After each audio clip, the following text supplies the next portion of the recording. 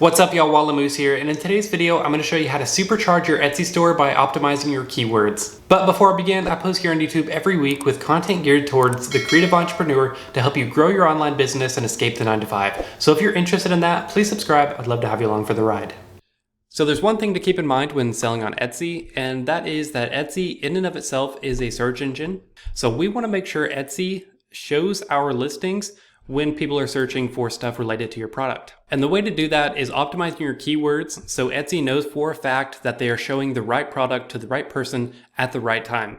So in this video, we're going to break down keyword research, and I'm going to show you how to do it by a 3-step principle to find the best keywords possible for your store. First, we're going to do some research to find the best broad term for your store, and then we're going to narrow it down to find some long tail keywords to find your specific niche and really target the right people.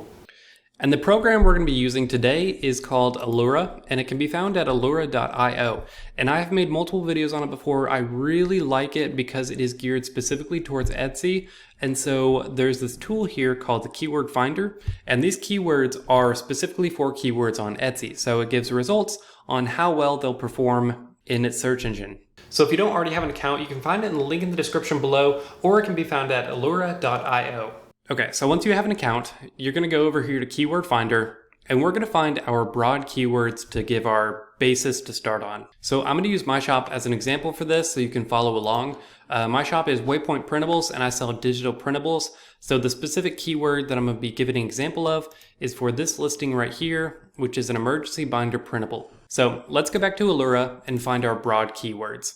Finding a broad keyword is probably the most important step because it is the basis for your long tail keyword. So think about your shop. My shop, for example, is planners. So my broad overarching subject for my shop is planners. It's not printables because it goes a step deeper than that and it's just planners. So I'm going to go here and search planners just to make sure this is a good category to get into. You just want to make sure the traffic is there and there's an audience for it, because some things may just not have an audience on Etsy. So this gives you a good idea if this is a good thing to get into.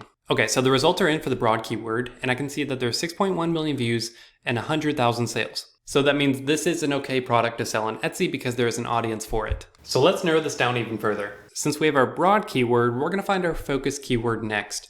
And this isn't the keyword we're going to target, it's developing a deeper understanding of this broad keyword. So we're going to choose two options and see which one does better. I'm selling digital planners, so I'm going to do the first keyword as digital planner, and the second one I'm going to do as downloadable planner. So you see how they're similar, but I'm comparing them against each other to see which one does better.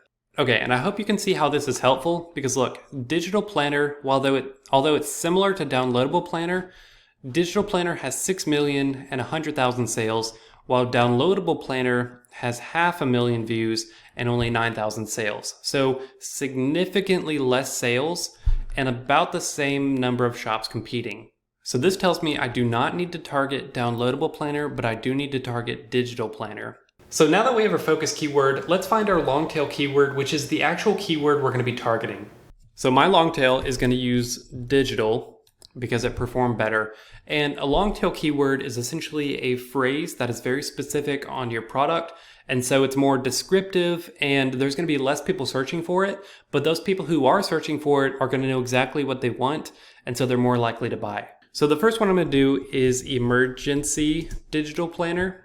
And you can see how people searching for emergency digital planner are going to be more likely to buy than just people searching for planners, because the people searching for planners and broad keywords, they're just browsing.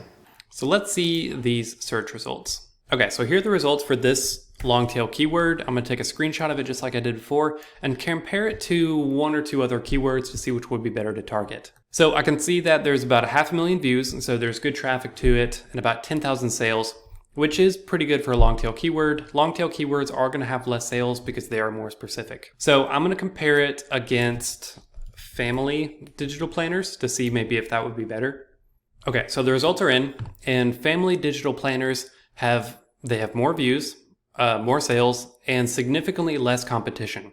So what this tells me is from here on out, I should create content that is geared towards the keyword family digital planner, as opposed to emergency digital planner. So there's just more competition with the emergency digital planners, and it looks like I have a better chance of showing up on listings because there's less competition and getting more sales. Now, theoretically, you can go as many levels deep as you want. It's just a matter of how much research you want to put into it and how specific of a keyword you want to target. So just make sure you're targeting long tail keywords as opposed to broad keywords. And through this research, you should be able to rank if you do this correctly. But that's it for this video. If you have any questions, please let me know in the comments below. I hope this video helped. I hope you got some good stuff out of it. And if you liked it, leave a thumbs up, subscribe, do all that fun stuff, and I'll see you in the next video. Thanks for watching.